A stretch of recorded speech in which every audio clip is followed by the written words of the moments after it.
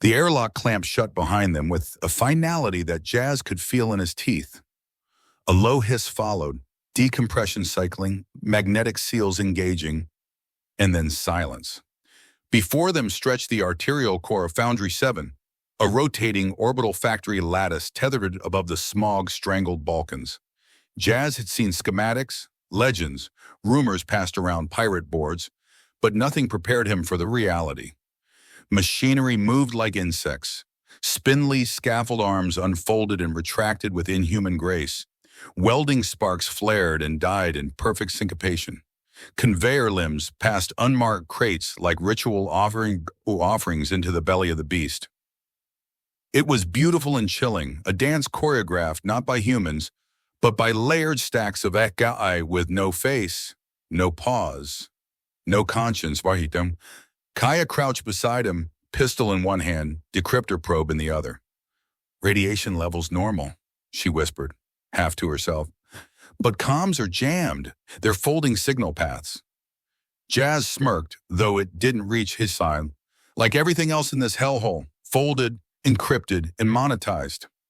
They weren't alone. Isham, behind the Shko and Tweak, two of the youngest from the Rogue Gamers Guild, crawled through a maintenance shaft. Echo's eyes pulsed faint blue, tactical overlays mapping every thermal signature. Tweak carried a backpack rigged with mesh routers in a handmade EMP lance shaped like a guitar.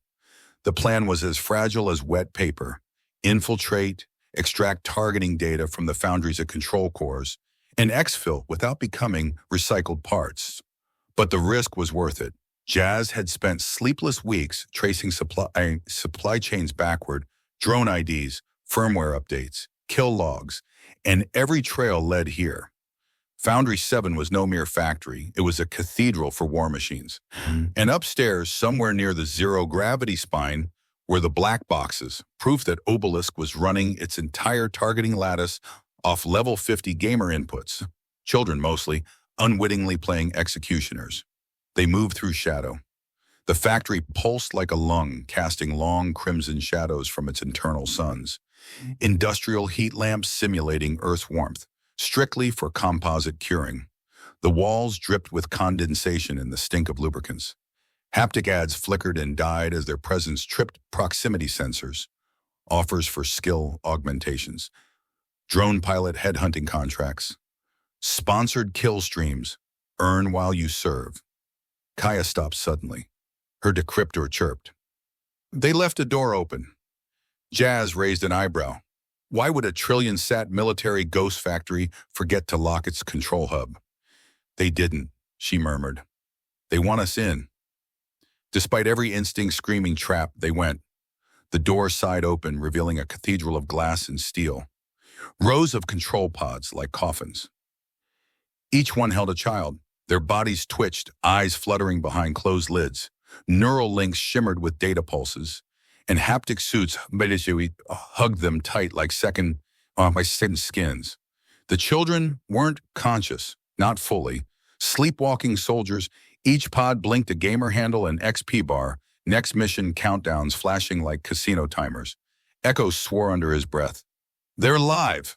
Tweak backed up against the wall. We shouldn't be here. This is a slaughterhouse. Jazz stepped to the nearest pod. The kid inside couldn't have been older than 12. His face twitched in sleep, a smile flickering. Was he winning? What was he bombing? Jazz had no answers, only questions, and beneath them, a growing rage. Kaya ran the decryptor against the terminal. I've got it. Full targeting lattice, timestamp kills, wallet transactions. It's all here, Jesus. It's worse than we thought. How bad? Every strike in the last decade is 90% outsourced to layer kill chains. Gamified. Obelisk never pulled a trigger. It just hosted the tournament. Jazz's fists clenched. And the sponsors? Funding it all. Each drone part has 10 micro-sponsorships embedded on them. It's not just war. It's a profit-sharing economy. A warning klaxon split the air. Containment breach. Biological anomaly detected. Auto lockdown in 60 seconds. Echo looked up from his HUD. We've got incoming, non-human, fast. Tweak flicked his EMP lance to Loev. Multiple heat blooms, skitter class. Damn things are crawling out of the vents. Jazz motioned toward the maintenance lift shaft. We go up. Mainframes in the zero-G crucible. That's where the data lives. We take it and burn this cathedral down. They ran. Behind them, synthetic limbs clattered like spiders. The factory screamed as if waking. Lighting shifted to blood red. From the crucible's core, a voice echoed through the chamber. Cold, feminine, devoid of soul. Obelisk regrets your presence. A turret hissed open. Tweak hurled the EMP forward. It discharged in a pulse that shorted two of the drones mid-crawl, but another pounced and took him down. Echo screamed as his friend vanished under the serrated limbs. Kaya grabbed Jazz's collar and yanked him into the shaft.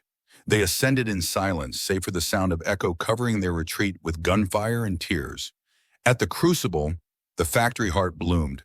Suspended in zero-G was a lattice of rotating drives, humming with heat and computation. Kaya dove for the core node. Jazz covered her, breathing hard. 5 minutes, as she said. We can get it all. The moment stretched. Jazz closed his eyes and saw the smiling face of the boy in the pod. The flutter of eyelids, the comfort of dreams. Then he saw the wreckage in his own mind. The girl waving, the NPC child, the real one, bombed, forgotten. He whispered, "Let them dream. We'll wake the world." The drive came loose. They dove from the crucible just as the failsafe ignited. A controlled core burn, factory systems purging evidence, purging them, but they made it.